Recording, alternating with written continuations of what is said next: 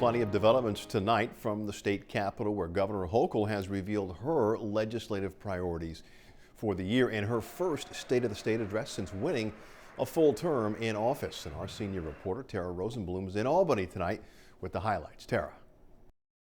No longer an accidental governor, Kathy Hochul, unlike her predecessor, chose to return back here to the Assembly chamber to deliver her high-stakes address, where she made it clear from the get-go there are a lot of fights she wants to take on in this upcoming legislative session, some of them already in motion. In her second State of the State address, but first as an elected governor, Kathy Hochul outlined her vision for New York's future and promised to tackle a long to-do list for 2023, aimed at making the state more affordable and safer, but less expensive. Housing is a human right. New York saw the biggest population drop in the country last year, so the cost of living was high on her agenda. Governor Hochul is vowing to create 800,000 units of new affordable housing statewide over a decade and increase the minimum wage annually based on inflation, while also pledging $1 billion to address mental illness. The era of ignoring the needs of these individuals is over.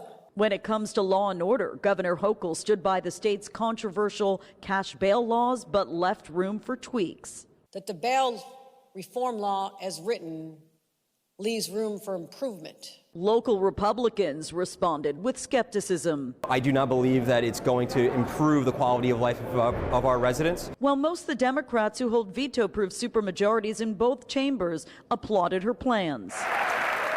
Difficult time, there's a lot going on, but I thought that it was measured. She's presenting the priorities that New Yorkers care about. What grade would you assign her address? An A+. A minus. An A. An A. B minus. A minus. B plus. Incomplete. And now, as they say, the hard work begins, trying to figure out how to pay for all these big ideas. The governor's next high-profile speech will be her budget address, expected to happen by the end of the month. We'll be watching. In Albany, I'm Tara Rosenblum, News 12.